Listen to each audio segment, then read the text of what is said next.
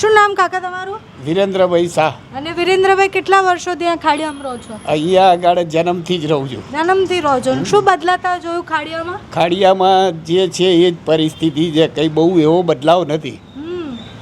તો આટલા વર્ષોથી ભાજપ જીતે છે અહીંયા? ભાજપ જીતે છે, બીજું કોઈ એવું છે નહીં એટલે જીતે છે. અચ્છા, વિપક્ષ નથી, સારા નેતાઓ એવું?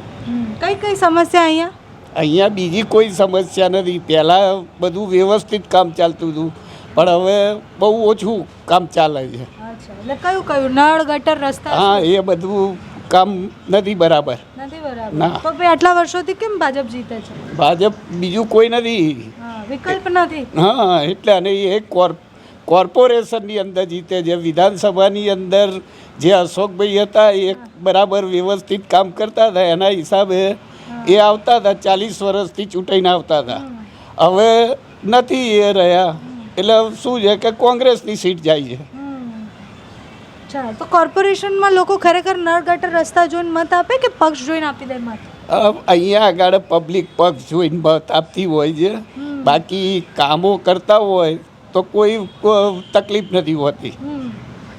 અચ્છા, કયા કયા કામ થવા જોઈએ કાકા હવે જો કોઈ પણ ચૂંટાય, એ ભાજપ હોય, કોંગ્રેસ હોય કે આમ આદમી પાર્ટી? અહીંયા આગળ પહેલી મધ્યમ વર્ગ બધી પબ્લિક રહે છે, એટલે એને સુવિધા વ્યવસ્થિત મળવી જોઈએ.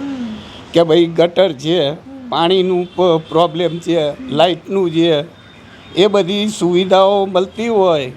અને બીજી બધી કોઈ બી જગ્યાએ આપણે જઈએ તો કામ થતા હોય તો એનું વાંધો ના આવે. નેતાઓ આવે મત લેવા માટે આવે ને પછી દેખાય? મત લેવા માટે આવે, પછી કોઈ આવતું નથી. કોઈ નહીં આવતું? ના, મત લેવા હોય ત્યારે આવે છે.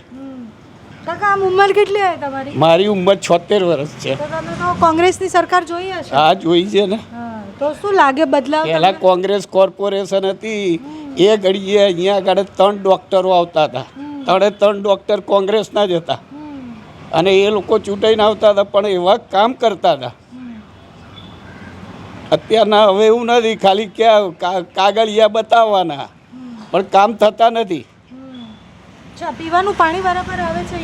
આવે છે, તકલીફ હોય એટલે કહીએ એટલે આવીને ખાલી નમૂના લઈ જવાના, બાકી પછીથી એનું કશું કામ થતું જ નથી. નળ, ગટર? ગટરોના પ્રોબ્લેમ છે. અત્યારના કેટલીય ગટરો ભરાયેલી છે. કમ્પ્લેનો આપીએ છીએ, આવશે, પણ કોઈ આવતું જ નથી.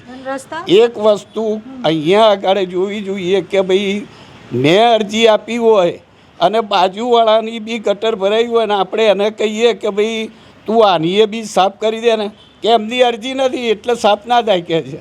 આવા જવાબો મળે છે. આટલા વર્ષોમાં તમે ખાડિયામાં કઈ વિકાસ જોયો કે નહીં જોયો? ના, બહુ એવો કઈ વિકાસ નથી કઈ. આ વખતે શું લાગે કઈ બાજુની હવા છે? હવે એ તો પબ્લિક ઉપર આધાર છે. તમે શું જોઈને આપો કાકા મત? હું વ્યક્તિ જોઉં છું. વ્યક્તિ જો? હા, હું કોઈ પક્ષ નથી જોતો.